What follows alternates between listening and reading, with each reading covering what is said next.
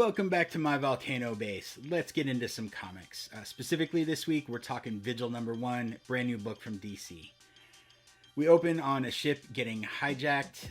We sort of see all this happening intercut with images of a doctor, professor, someone in a lab coat getting dressed down by some government officials, basically saying, we gave you a lot of money and a lot of time and you didn't give us anything. So we're done with you. We're shutting you down. We cut back to the hijacking. Now we're seeing it from the perspective of three individuals on a small boat headed towards the giant container ship. This is the team that is probably going to be the Vigil. They get on the boat.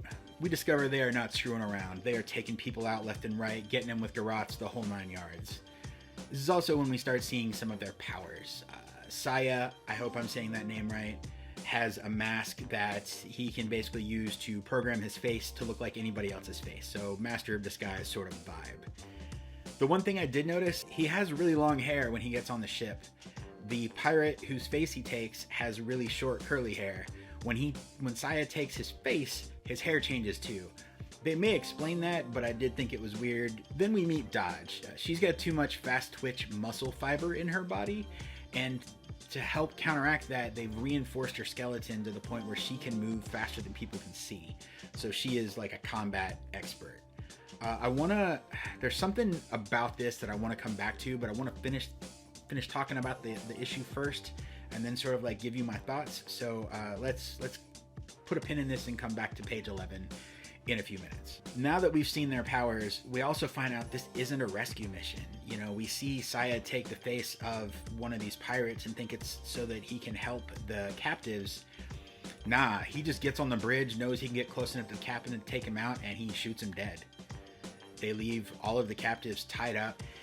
We see them go to the bowels of the ship to discover this device with a long name that I forgot, that is in the bowels of the ship, and we find out that the pirates weren't there to take over the ship. They were there to put something on the ship, and they succeeded in that, and that's this device that we're seeing now.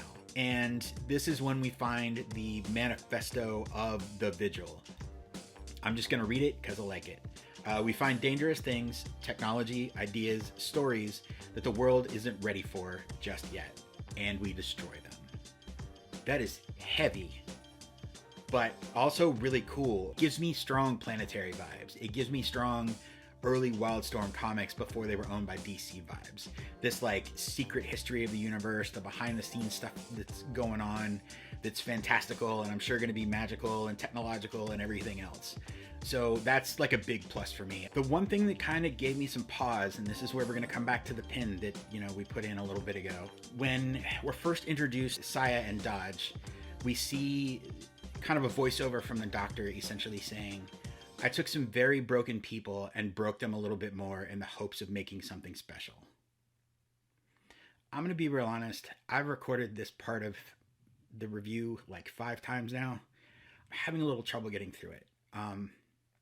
As someone who deals with some disabilities that are no joke, that are a big deal and a big part of my life, I don't know how to feel about this. It's giving me they were useless to society until I made them better vibes, and I really don't like that. Like I'm hoping that I'm wrong, and I'm hoping that they're going to take this in a different direction, and it's not just going to be like, look at the cripples, they're better now, we can make use of them. I really hope that's not the case, but that's the vibe I'm getting, and that's my only holdup with this book. I really enjoyed it, and honestly, I'm gonna pick up another few issues to see where it goes and if I'm right or not. But I'm really concerned about that part of the storyline and how that's gonna go. There is the flip side of that says like, oh, this could be a cool, very empowering thing. Like, people with disabilities can be superheroes too, and that's really cool, and I don't want to take away from that. I just know it hit me really hard and really weird. And so I wanted to, I guess, let y'all know and make y'all aware of that.